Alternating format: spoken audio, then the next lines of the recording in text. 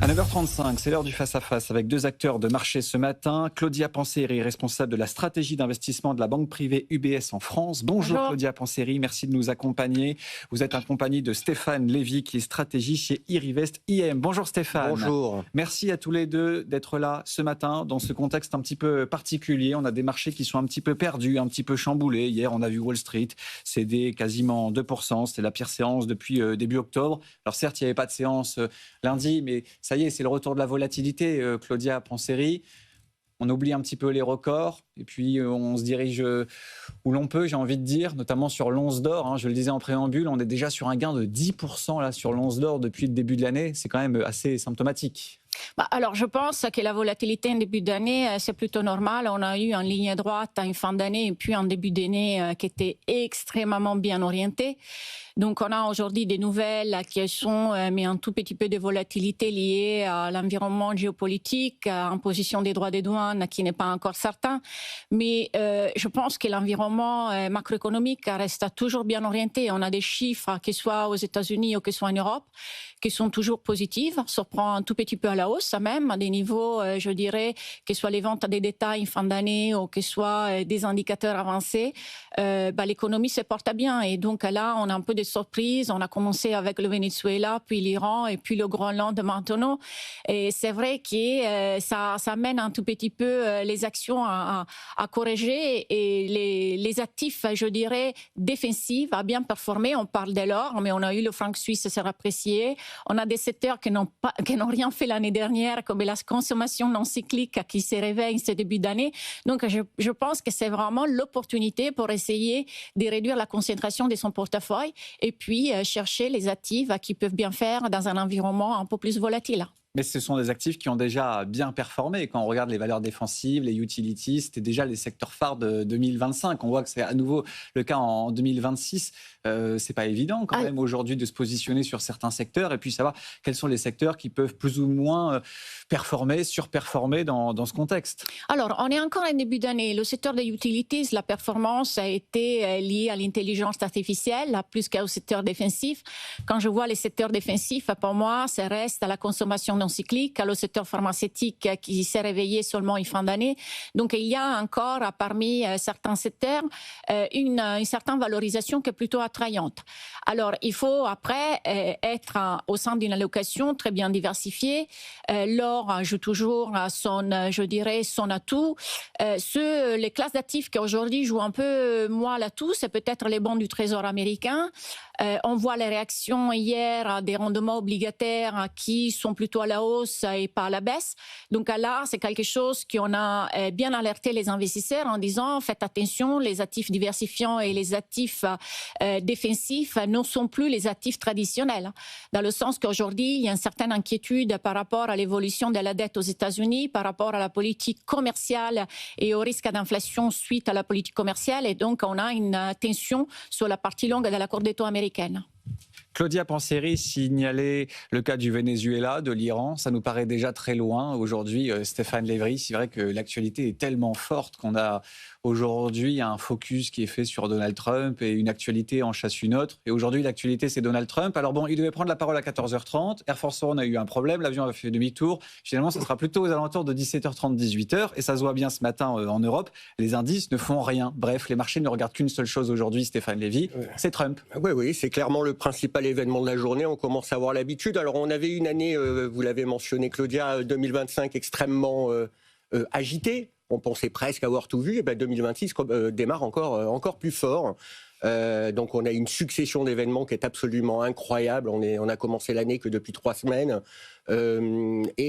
Par ailleurs, on a sur les marchés, je crois, des comportements également très intéressants. Très, très intéressants. Moi, ce qui me marque depuis le début de l'année, c'est la forte dispersion, effectivement, qu'on peut observer à l'intérieur des classes d'actifs, d'une classe d'actifs telle que celle des actions, que ce soit en Europe ou aux États-Unis. Je vais vous donner un exemple. On parlait au mois de novembre des GAFAM et de l'opportunité de s'intéresser à la cote américaine. En fait, ce qui se passe, c'est qu'on a une rotation extrêmement puissante qui est en train de s'opérer sur le marché américain. On est depuis le début de l'année, par exemple, sur une performance de 8% sur les small caps américaines, alors que les GAFAM sont en baisse.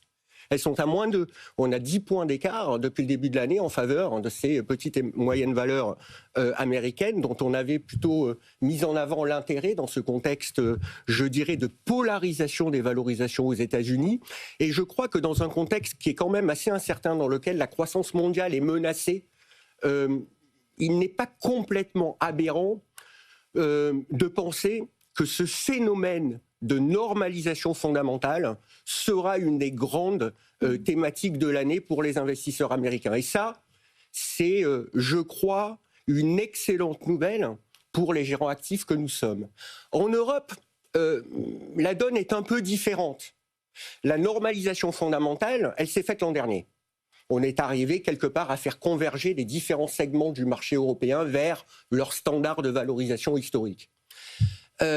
Néanmoins, on constate également depuis le début de l'année une très puissante dispersion des performances. On a près de 20 points d'écart en 3 semaines entre le meilleur secteur européen, les matières premières, les basic resources, l'industrie ou les utilities d'ailleurs ne sont pas très loin, des thèmes très en lien avec la souveraineté, et des secteurs plus dégradés comme les médias, comme l'automobile, qui affichent des performances déjà qui sont sensiblement négatives. Je pense aussi aux biens de conso. Donc quelque part, en Europe, je dirais qu'on est dans une situation, là encore, où la dispersion, où le momentum sont probablement la promesse d'une bonne performance des gérants actifs. Ça, c'est l'élément important. Sur la directionnalité des marchés, on aura l'occasion d'en parler. Mais les fondamentaux au milieu de tout ça, parce que là, on va rentrer dans la période des résultats annuels. Normalement, c'est une période qui est importante. Et là, on le voit notamment aux États-Unis ou sur certaines sociétés en Europe. C'est pas le catalyseur. Alors, c'est pas le catalyseur parce qu'on est déjà dans le passé.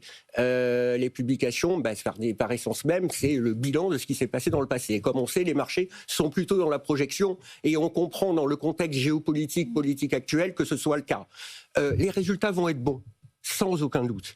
Vous l'avez mentionné, Claudia, il y a aujourd'hui une dynamique macroéconomique qui, objectivement, est très, très, très positive. Nos indicateurs de momentum économique, par exemple, en Europe, continuent, et c'est le cas depuis plus de 3 ans, à signaler un environnement porteur. Ça peut paraître surprenant, mais c'est encore le cas.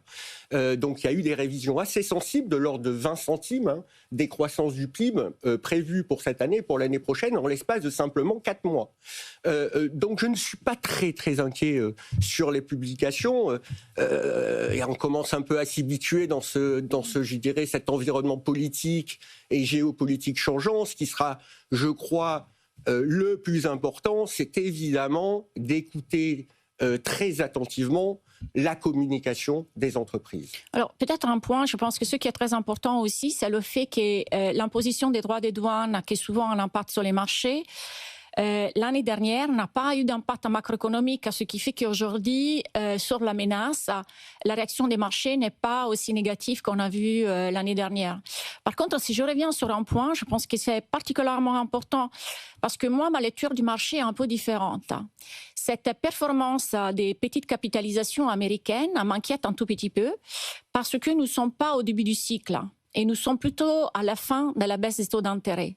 Donc, le fait de voir des valeurs cycliques qui ne sont pas encore profitables aujourd'hui fait un peu questionner la très bonne performance qui ont eu une fin d'année et un début d'année. Et donc, il faudra voir, en ce début d'année, si ces sociétés-là sont capables, en fait, d'élever de la croissance des profits. Et là, dans le stock picking, on fait toute la différence. En tout cas, le marché ne panique pas là depuis lundi. Certes, on a une hausse des rendements obligataires, une petite réaction sur le dollar. Wall Street a perdu 2% hier, mais on n'est pas du tout dans le même scénario qu'en avril. Les marchés ont visiblement pris l'habitude un petit peu de Donald Trump et de ses méthodes.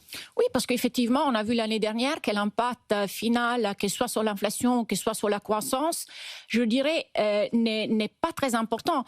Il ne faut pas oublier qu'à côté, on a un consommateur qui continue à consommer aux États-Unis. On a des relances budgétaires qui sont colossales.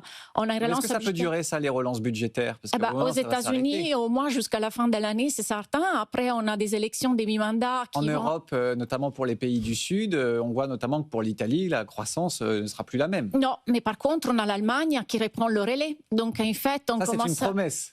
Mais on commence à le voir, en fait, dans les carnets de commandes, quand on regarde les indicateurs des demandes d'équipement, ça s'envole. Donc, la mise en place a été très lente. Nous, on n'attend pas une forte croissance en Allemagne. Forcément, on attend un point additionnel de croissance. On passe à une croissance proche des zéros. Mais c'est un changement. On n'a pas ces tournants sur les indicateurs manufacturiers qui restent quand même très importants pour la zone euro. On est un pays qui exporte et qui produit au départ. Mais le fait d'avoir des niveaux de taux d'intérêt qui sont faibles, un tout petit peu de relance budgétaire en Allemagne, et on voit encore, il n'y a pas vraiment des restrictions budgétaires en France. On va voir un budget qui va très probablement seulement passer à un déficit de 5,4 à 5% si tout va bien. Donc, on n'a pas vraiment des restrictions financières, restrictions budgétaires qui font plomber les économies en récession. Donc, je pense qu'il faut rester quand même globalement positif. Et la saison des résultats devra nous confirmer si les sociétés qui ont bien performé, qui sont en général les sociétés qui ne sont pas encore profitables aujourd'hui, surtout sur le segment des petites et moyennes capitalisations, ont effectivement vu cette performance, et cette performance est en ligne avec les attentes à des croissances des profits. Donald Trump occupe beaucoup de place, bien sûr, sur la scène médiatique, mais est-ce que l'éléphant dans la pièce, c'est pas plutôt le Japon? On se souvient déjà qu'en novembre-décembre, il y avait une remontée des taux japonais. C'est encore le cas depuis hier. Sanae Takahashi invite sa population à des élections le 8 février, puisqu'elle a dissous hier la Chambre basse. On parlait de relance, là pour le coup c'est le cas au Japon, avec notamment ce plan de relance, mais également des baisses d'impôts, etc. Ça se voit aujourd'hui tout ça? Alors en fait, je pense que c'est hyper intéressant ce qu'il se passe sur la plupart des cours des taux, sur la partie longue de la cour des taux, qui soit en Allemagne, alors que la relance budgétaire ne cause pas une trajectoire de dette négative, ou que ce soit aux États-Unis, un peu moins aux États-Unis quand même, mais que ce soit au Japon, la partie longue de la cour des taux, donc le 10 ans et plus, n'ont pas beaucoup bougé depuis très longtemps, voire ils se sont tendus. Donc, il y a cette sorte de prime de risque, ce qu'on appelle le terme prémia, qui augmente, car il y a beaucoup de dettes dans le système et il y a moins d'intervention de la part des banques centrales. La Banque centrale américaine rachète des obligations, mais rachète des maturités qui sont courtes, jusqu'à 3 ans. Pour l'instant, ne rachète pas le 10 ans et plus. Et effectivement, la Banque du Japon aussi fait moins d'interventions par rapport au passé, ce qui fait que les rendements obligataires sont à la hausse lorsqu'on attend plus de relances budgétaires et les niveaux de dette sont déjà très élevés. Stimulus massif, des dépenses accrues également pour relancer la croissance du côté du Japon. Comment vous surveillez ça, Stéphane Lévy? Parce que pendant des années, on a des acteurs de marché qui se sont endettés au Japon pour ensuite placer ses actifs ailleurs. Maintenant, la donne a changé. Oui, bien sûr, mais c'est un phénomène dont on parle depuis l'été 2024. Aujourd'hui, on se rappelle des conséquences que ça avait eu, ces premiers...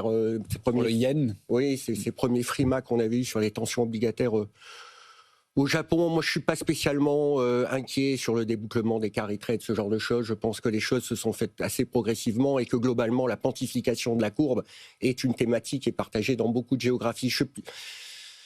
En fait, concernant la partie longue, je partage ce qui a été dit sur évidemment cette prime de risque qui se tend en lien avec le surendettement des États, tout simplement. Néanmoins, il ne faut pas perdre de vue que les banques centrales ont reconstitué des bilans, ont fait baisser leur bilan assez drastiquement après leur QT, et on est revenu aujourd'hui sur une situation en termes de capacité des banques centrales qui est une situation équivalente à celle pré-Covid. Donc, c'est pas aujourd'hui pour moi un motif, c'est quelque chose qu'il faut surveiller, mais c'est pas un motif majeur. Je trouve assez naturel ce phénomène de pontification de la courbe qui vient de plein de phénomènes, l'endettement des États, mais je crois que la révolution industrielle qui est celle de l'AI y participe aussi. Quand on considère que l'AI est un choc de productivité, ça veut dire que pour une croissance équivalente, vous aurez plus de chômage. Ce qui veut dire une propension beaucoup plus forte pour les banquiers centraux à être accommodants sur la partie courte. Donc on est plutôt sur des phénomènes de pontification qui maintiennent une certaine pression sur la partie longue, mais il y a des pressions baissières sur la partie courte. Et ça, je crois que c'est un point de débat qu'on peut avoir. Moi, je suis un peu plus inquiète dans le sens qu'effectivement, la seule banque centrale aujourd'hui qui a normalisé son bilan, c'est la Fed. Donc, la seule banque centrale aujourd'hui qui a réussi, qui peut intervenir sur la partie longue de manière... La BCE ne le fera pas. sauf cas extrêmes. La Fed se sera plus dans la dynamique de pouvoir racheter. Ce qu'il faut bien avoir à l'esprit aujourd'hui aux États-Unis, c'est que alors le scénario aujourd'hui qui est celui du marché, c'est entre plutôt deux d'ailleurs aujourd'hui, et 3 baisses de taux d'1 quart de point par la Fed en 2026. Rappelons-nous ce qui s'est passé quand même 2025, c'est assez incroyable ce qui s'est passé au niveau de la Fed. Rappelez-vous les propos de M. Powell au printemps dernier qui nous assurait qu'en raison des risques inflationnistes, je dirais futurs, il serait dans l'incapacité de baisser les taux en 2025. 3 mois après, il les baissait d'1 quart de point en septembre. Il l'a refait en octobre. Il l'a refait en décembre. Aujourd'hui, on est dans une situation aux États-Unis qui, à mon sens, est encore trop restrictive d'un point de vue monétaire aux États-Unis. Je parle donc de la Fed. On est quand même sur des taux réels court terme qui sont à 100 points de base. C'est à comparer avec un niveau moyen mesuré depuis le début du siècle qui est à peu près moins 50 points de base. Donc on est assez fortement restrictif. Et par ailleurs, n'oublions pas qu'on est dans l'attente d'un nouveau président de la Fed. C'est quelque chose qui sera assez majeur et ça peut être assez disruptif avec tous les risques évidemment qui sont liés sur l'indépendance, et c'est un grand débat. Mais je pense que la Fed va plutôt surprendre de manière accommodante que l'inverse. C'est aussi une des raisons pour lesquelles je considère que le segment des small and mid-cap aux États-Unis est un segment qui pourrait satisfaire l'investisseur durant toute l'année 2026 et proposer des forts niveaux de surperformance, aussi en raison de de valorisation qui sont complètement massacrées. Par rapport à l'ensemble du marché, 2 surtout par rapport aux GAFAM. Aux États-Unis, on est dans une situation qui est quand même assez incroyable. C'est qu'on a un indice qui est incroyablement cher, surévalué de 30%, je parle du S&P, et une majorité des sociétés qui composent la cote américaine qui, elles, sont sous-évaluées par rapport à leur moyenne historique. C'est une situation... Donc dans ce cas-là, on prend du S&P équipondéré. Par exemple, oui, c'est ce que je recommande. C'est ce que je recommande. Il nous reste, même pas 4 minutes, 2 minutes chacun là sur l'allocation. Comment aujourd'hui vous arbitrez les portefeuilles chez UBS France, Claudia Poncery? On en a parlé là pendant de longues minutes, beaucoup d'incertitudes, beaucoup de questions sans réponse. On verra ce que ça donne du côté de la Fed. D'ailleurs, il y a des auditions aujourd'hui du côté de la Cour suprême en ce qui concerne le cas de Lisa Cook. Alors nous, on est toujours très exposés. On est toujours très exposés aux États-Unis. Je pense que la grosse différence entre 2026 et 2025, c'est la réduction de la concentration. On a été essentiellement pendant 2 ans sur les États-Unis avec le secteur technologique. Depuis, je dirais déjà fin d'année dernière, post-été, on a commencé à diversifier davantage, avoir un peu plus de secteurs type le secteur pharmaceutique, le secteur financier. Les banques, c'est pas trop tard? Non, au niveau global, non, et même en Europe, on est toujours exposé. Mais c'est vrai qu'on a réduit la concentration, on est beaucoup plus diversifié, on a rajouté de l'Europe, on est positif sur le Japon, on a rajouté des pays émergents, on est présent sur la Chine. Donc, on a une exposition sur le secteur et sur le segment action qui est bien plus diversifiée par rapport à 2025. On est toujours, je dirais, sur la partie obligataire, mais on est avec des durations qui sont courtes et plus particulièrement sur la partie corporate et moins la partie souveraine. On a très peu de titres d'État. Le seul titre d'État qu'on a dans les portefeuilles, c'est pour une position défensive, c'est le Bund allemand parce que c'est extrêmement peu cher. Aujourd'hui, c'est traité à 2,9 à 2,84. Donc, c'est vrai que le portage n'est pas très intéressant, mais c'est vraiment un actif qui n'est pas cher.